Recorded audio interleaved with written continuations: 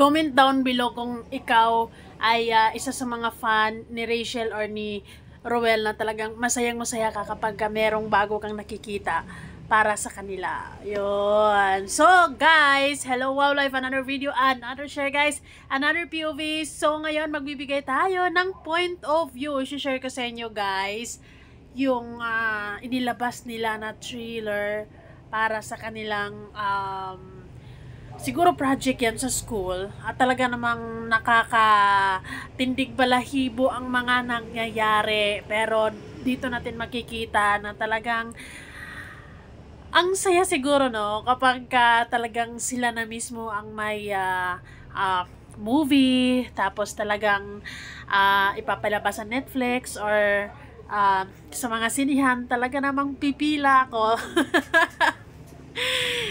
Medyo matagal-tagal na rin talaga ako actually na alam mo yon, hindi nakapanood ng movie kasi ang mahal, and feeling ko hindi worth it, lalo na yung basta.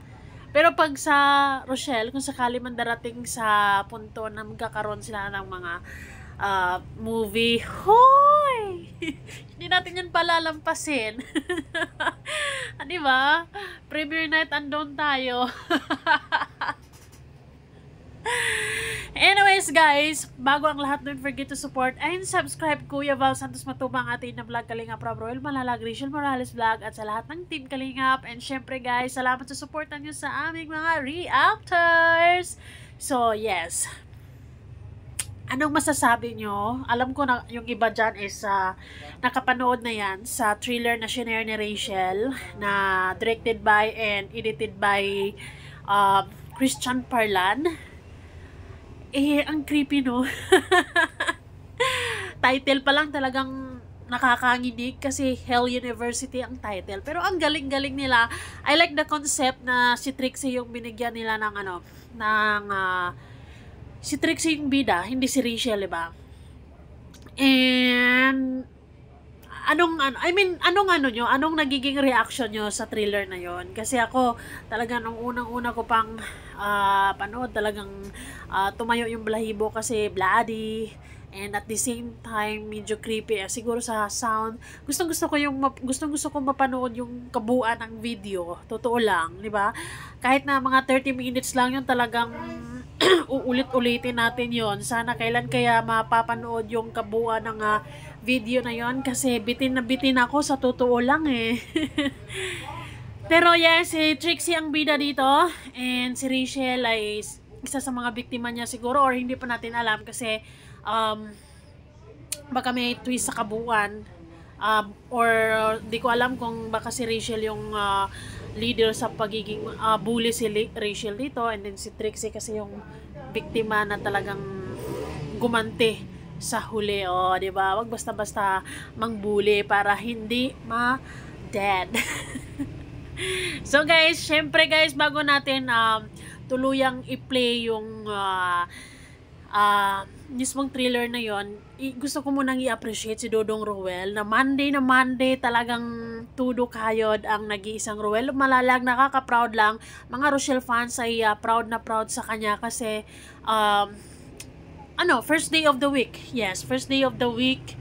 And Lunes na Lunes at talagang kumayod ng, syempre, marami siyang mga bibisitahin, marami siyang mga pabahay na kailangan ng updates, and proud na proud lang ako sa kanya na andito tayo sa community ng Rochelle, and nakita natin sa kanya kung gaano siya ka-hard worker, and kung gaano siya ka-dedicated sa ginagawa niya, and kung gaano siya ka-passionate sa pagtulong ng mga tao. So, yun, we Rochelle fans, Dodong Roel, are so proud of you guys. Actually, kasama si Langga Rachel, kasi ayun na yung lagi kong sinasabi tungkol sa kanilang dalawa, na hindi lang yung kilig, tawa, ngiti, or pagpapasaya ang ibinigay nila sa atin. Actually, complete package, complete deal.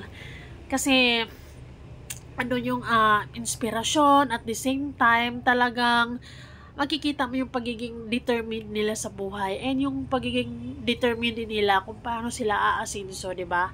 Kung paano aangat yung future nila together and yung kung paano pagpapahalaga sa pangarap. Actually, marami kang matutunan sa kanila kung isa kang keen observer na fan. Anyway, so much for that. Let's do this.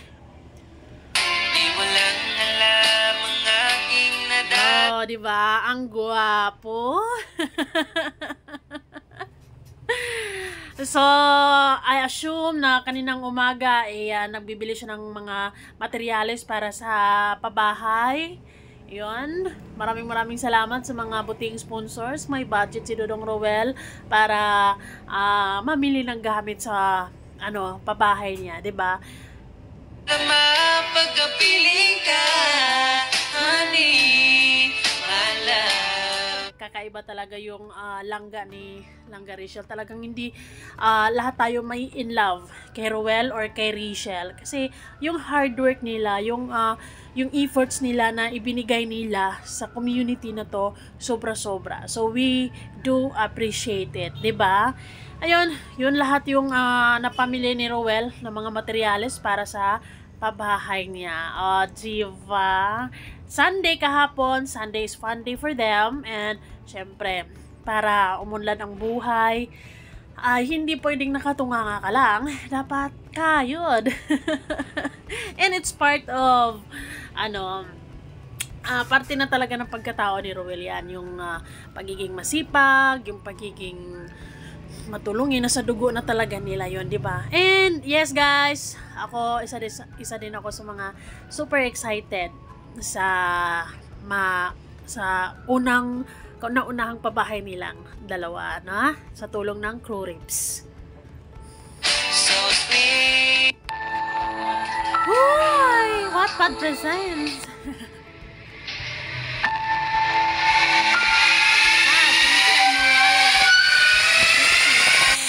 Iba pa, si Christian Parla nandyan din. In fairness, yung editing skills ni Parlan talagang kapag nasa sinihan ka dito, tapos ganyan yung tugtog, yung ganyan yung background music, talagang tatayo yung balahibo mo, lalo na pagka madilim, di ba? I like it.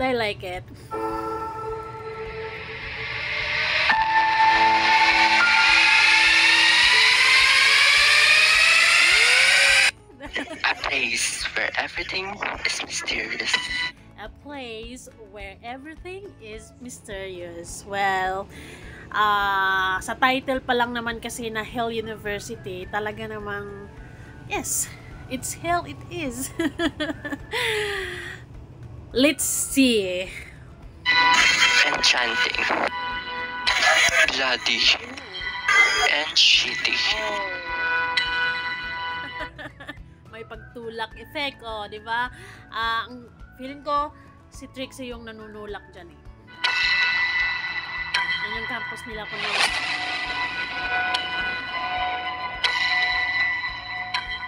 ano ba itong mga estudyante na to? Kung saan nagsusuot.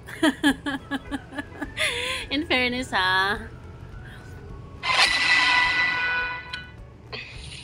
yan silang Ito na ba yun? I think ito na nga. Entering is another way of suicidal. Not a Alam ko, napaka-exciting tong na to, yung thriller na to, and we really wanted to see the whole thing. Yung kabuuan nito, gusto kong makita yung atake ni Rachel, ni Trixie, at sa buong cast. Sa totoo lang, gusto kong makita yung twist ng story. Yes, gusto ko lang. Kahit abutan pa ng 1 oras o 2 oras na gagawin nyo yan. Yun isa sa mga gusto kong mangyari, sa totoo lang, na sa bakasyon sana, 'di ba, magkaroon sila ng short film, mga POV situations, or like yung mga situational na mga drama-drama. Gusto ko lang makita yung acting nila, ganyan, since we know na meron talaga silang itinatago. Maybe once a week nila i-upload. Ay, why not, 'di ba? It's cool to have fun.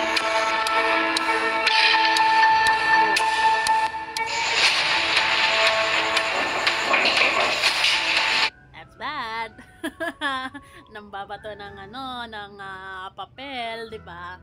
Bully silang grupo sila. Grupo nila Rachel bully. And si Trixie yun, nag-iisa, medyo mysterious, tahimik. Tapos, inaano-ano nyo. Kaya naman, lagot kayo dyan. Wag na wag nyong kakantihin yung mga taong tahimik. Dahil naku. Mahirap yan. Sa isip nila, pinapatay na kayo isa't isa. Ganun.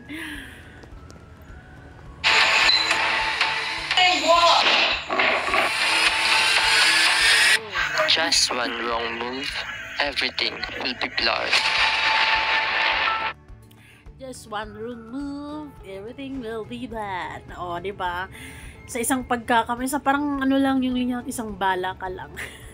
Si Trixie, natatawa ako sa part nito. Dala-dala niya yung pala eh. Yun yung weapon niya, yun yung weapon niya para masatisfy siya, di ba? Actually, this reaction is supposedly yung magiging nakakatakot. But then, why am I happy? Maybe because this is Rachel's also Rachel thing. Andito si Rachel, it's all about Rachel and with Trixie, and makikita natin yung galing ng students ng RHSTI pagdating sa mga ganitong ganap, 'di ba?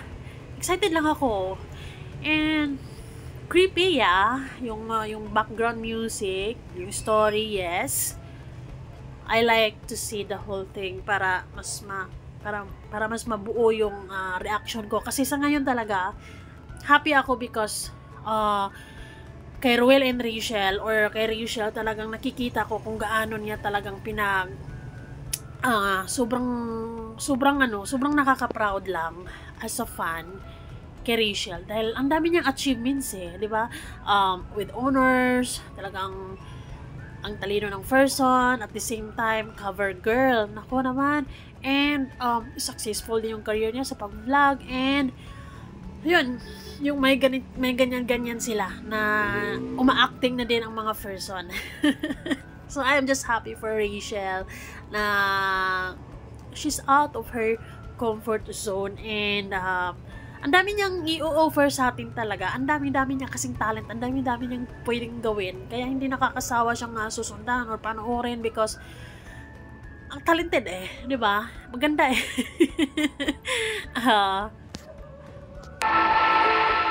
look at that.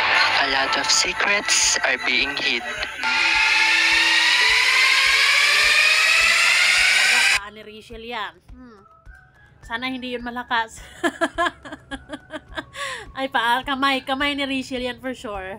I mean, yung kuko, di ba? Oh. Death is everywhere. Ang galing. Gusto ko makita yung pagmamaldita muna ni Rachel bago siya humantong sa ganyan, kasi hindi naman ako papayag sa story na parang bigla na lang siyang pinatay, di ba? Hindi ganon, hindi naman siya papatayin siguro ni Trixie kung wala siyang ginawang kasalanan. So for sure ay talagang may pagkademonyita siguro yung karakter niya dyan, kaya isa siya sa mga nabiktima ni Trixie. Exciting. Bad. Worse. Monster. In fairness, yung killer nila, si Trixie, dala-dala yung pala, bigat yung pala na yan. Pag ganun mo pa, ay talagang ang lakas. Ang lakas. Tapos hindi sila nakapalag ha. Okay, because that's the story it is. So, sige. And evil is scattered. Walang ibang, yun talaga yung weapon niya para masatisfied siya, yung paghihiganti kasi to naghihiganti siya, kasi itong grupo na to for sure, yung group nila Rachel, nila Parlan, yung mga kaibigan ni Parlan ay bully kay Trixie, kaya lagot. Mahirap ngayong until actually ngayon meron pa ring mga ganyang sitwasyon, at meron pa ring mga nabubuli at mga bully sa school, di ba? Never trust your curiosity. Ayun. It could just drive you straight to hell. Must Shut your mouth. Never against to anyone. Actually, yung voice over, hindi siya nakakatakot kasi medyo siya eh. Para sa akin yung voice over hindi siya nakakatakot, medyo siya eh. Ang tawag noon, hindi naman siya malamya, hindi lang siya nakakatakot na effect. Walang takot effect sa akin yung voice. Though, kapag kaintindihin mo yung subtitle, yes, it is. Pero the voice over alone, hindi siya nakakatakot. But then, the whole thing, yung editing, yung background music, yung acting, although nakakabitin, kasi gusto ko pang makita si Rachel talaga, kung anong ginawa ni Rachel doon, bakit umantong siya sa ganyan, di ba? Hindi tayo papayag na patay na lang diretso. We want to see.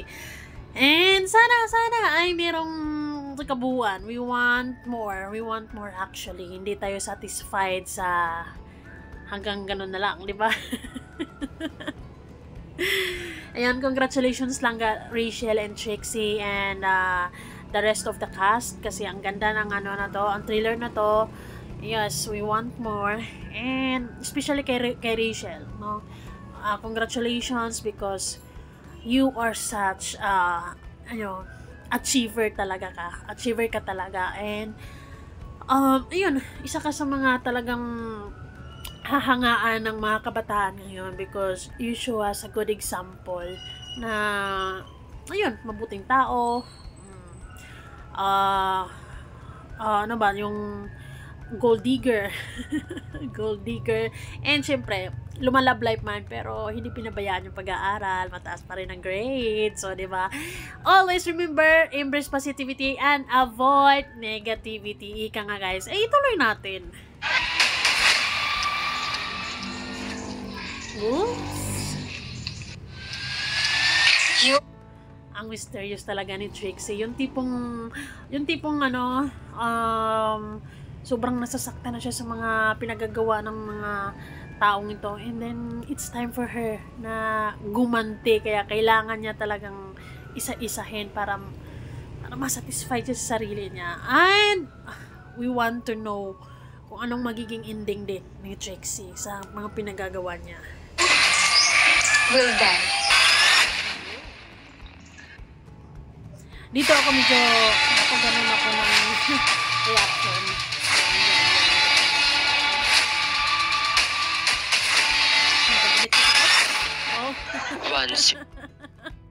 Ay, abang pinapanood ko talaga, napaganyan talaga ako literal kasi nakakatakot yung part na yun You enter, there's no turning back. That's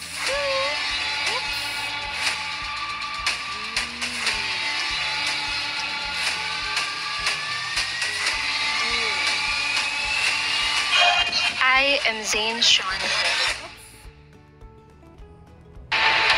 Welcome to Hell University. Ang kasi ng voice, welcome to one.